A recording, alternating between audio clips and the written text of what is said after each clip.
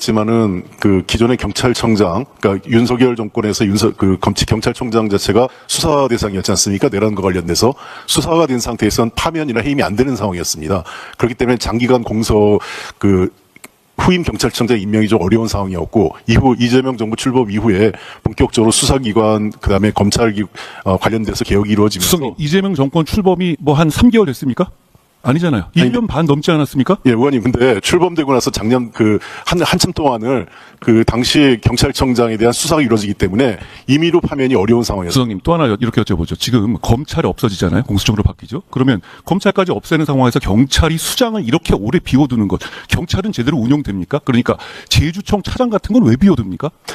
네, 말씀하신 대로 그런 여러 자리 공석에 따른 리더십의 부재에 대해서는 저희들도 매우 송구스럽게 생각합니다만, 그러한 경찰 상위 직급의 부재가 이러한 현장에서의 수사력의 어떤 부실함으로 반드시였다고 생각하지는 않습니다. 앞서 총리나 경찰 담당자께서 말씀하신 것 같이 이 문제에 대해서는 시스템의 부재, 의원님이 지적하신 시스템의 부재가 맞고요. 예. 이것을 해소하는데 최선을 다하도록 하겠습니다. 시스템의 부재를 저는 공감하고요. 저는 이런 일을 했던 사람으로서 대다수 경찰관들이 정말로 열심히 일한다는 걸 알고 있습니다. 저는 경찰을 비하거나 경찰이 개별적으로 일하는 공직자를 잘못했다는 생각을 말씀드린 게 아니에요. 그런데 지금 이 시스템대로라면 이런 식의 암장은 얼마든지 일어날 수 있거든요. 왜냐하면 수사관들은 다 생활인들입니다. 저녁에 술자리하고 갈 필요도 있고 매번 월급 받고 사는 사람들이고, 그러면 그중에는 이상한 사람도 있을 수 있습니다. 그런데 그런 이상한 사람을 걸러낼 아무런 시스템이 없었다는 것이 정말 충격적인 것이고, 이 사건은 정말 제대로 파헤쳐 주셔야 한다는 점을 제가 경찰 관계자께 말씀드립니다. 법무차관님 오셨죠?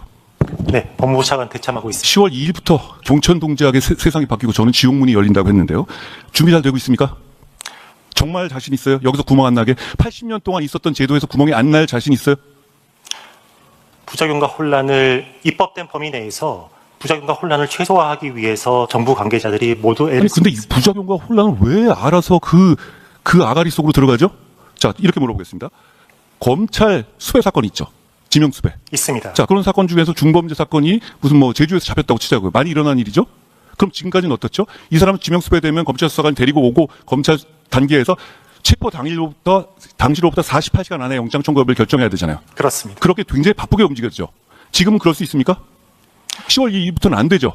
검사에게 수사권이 없기 때문에 그와 같이 기소중지, 특히나 영장을 발부받은 기소중지 예. 사건에 대해서는 대부분 제기를 해서 수사 권한이 있는 기관에게 사건을 이관해야 되는 맞습니다. 상황입니다. 맞는데 그거 제주 같은 데 잡혀서 올라오는 데만 12시간 걸리는 이런 상황에서 48시간 내에 결정 가능해요? 가능합니까 진짜? 그런 경우에 중범죄가 잡혀오면 검사 입장에서는 일단 석방 후 하지 않겠어요? 왜냐하면 그 단계에서 기소할 수 있는 단계는 아닌 경우가 대부분이잖아요. 우리가 알지 않습니까? 수배는 조사 전 단계에서 내리니까요. 그렇죠? 그러면 그 상황에서 이런 구멍들 저는 보면 너무 많은 구멍이 보이는데 이런 구멍에 대해서 물어보면 저한테 이렇게 말을 하더라고요. 아, 의원님 그러네요. 이렇게 얘기하더라고요. 제 말씀 맞죠, 이거? 이거에 대해서 확실한 답이 있어요? 예를 들어서 기록은 다 어디 있습니다. 이런 사건의 기록은 검찰청에 있죠. 검찰청 기소중지 사건을 대상으로 말씀하시는 그렇습니다. 것 같습니다. 그러면 검찰청 기소중지 사건의 그 기록은 그러면 말씀하신 것처럼 잡혀오면 그쪽에다가 보내야 되겠네요? 기록을? 그렇죠? 잡혀오기 전에 예. 사건을 제기해서 수사 권한이 있는 기관에게 송부해야 되는 상황입니다. 그 준비가 되고 있습니까?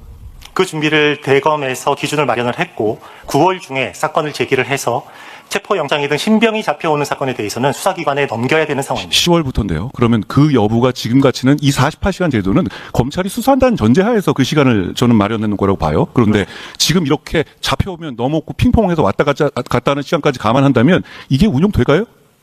자신 있습니까?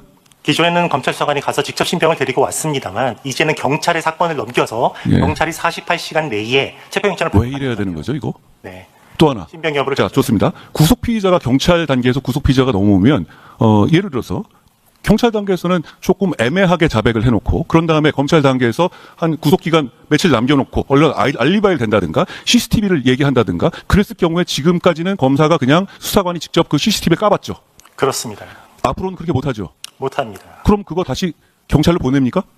지금 사실관계 확인권이라는 제도가 들어와서 그건 나와봤자 띄우지 않아- 증거 능력이 없죠. 네. 하지만 그러면 증거 능력이 그런 없기 때문에 상황에서, 보안 수사가 필요한 부분에 대해서는 경찰에 다시 내려보내야 되는 상황입니다. 그렇죠. 그럼 구속 기간은 한정돼 있는데 그럼 구속 기간의 후반쯤에 그런 얘기 나오면 어떻게 해야 되죠? 풀어야 되는 거 아닙니까? 그 부분이 구속제도 운영과 관련해서 사실 우려되는 부분들이 상당히 많은 상황이고요. 그런 부분에 대한 대책이 뭐죠? 우려는 하지 마시고. 왜냐하면 법무부시잖아요.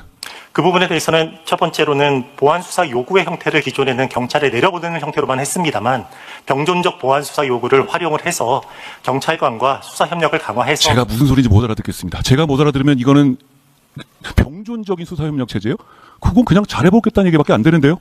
기존에는 검찰에서 사건을 경찰로 내려보냈습니다만 구속기간의 기한 내에 최대한 충실한 사건을 수사하기 위해서 보완이 필요한 부분에 대해서만 사건을 전체로 내려보내지 않고 검찰에서 수사를 하면서 함께 진행을 좋습니다. 검찰에서 검토를 하면서 함께 수사를 알겠습니다. 진행한다는 것입니다. 알겠습니다. 제가 이거 하나만 여쭤보죠. 제가 이준수 차관이 검사 시절에 열심히 일했다는 걸 알고 있습니다.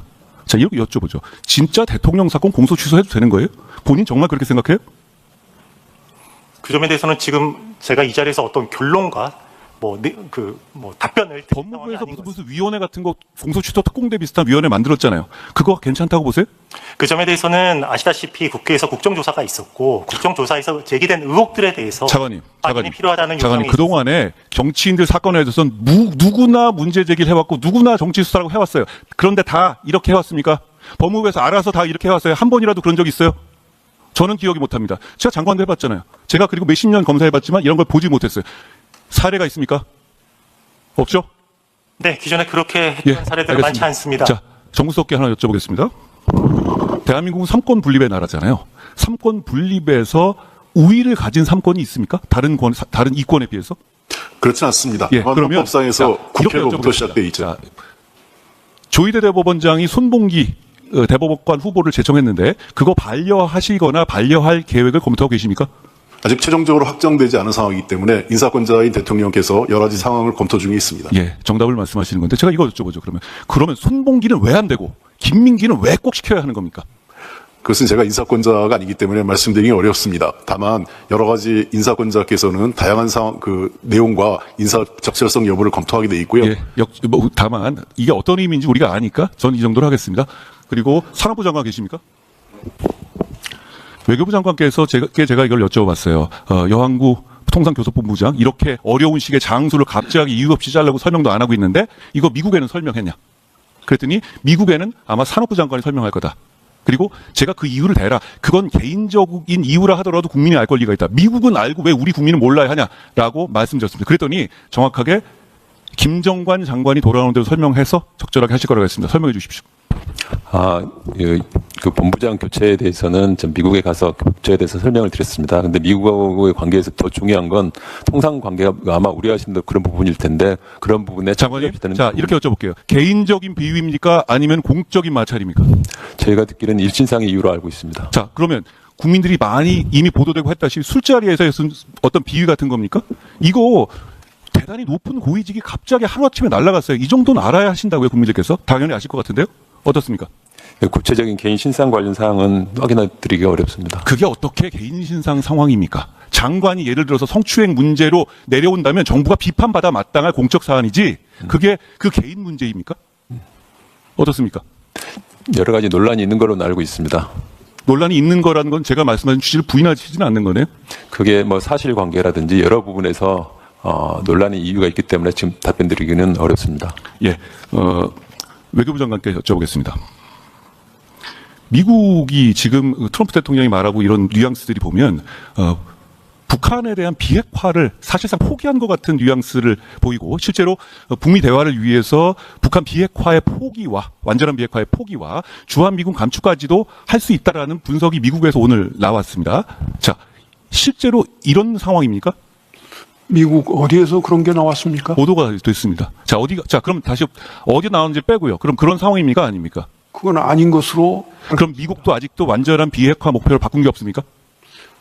그것을 지금 트럼프 대통령의 트루 소셜 메시지 이후에 종합적으로 검토하고 있다고 보고를 받았습니다. 아니, 검토가 아니라 저는 답을 원하는 거죠. 검토를 바라는 게 아니고 다시 한번 여쭙겠습니다. 그러면 그렇게 돼서 미 대통령이 비핵화 포기냐고 물으니까 그 얘기는 하고 싶지 않다 이렇게 답했죠? 기자들에게? 미국 대통령은 그렇게 답을 했고 저희들이 미국 대통령의 입장이 미국의 입장이 아닙니까? 네, 그건 이슈에 따라서 담당자가 다 다르고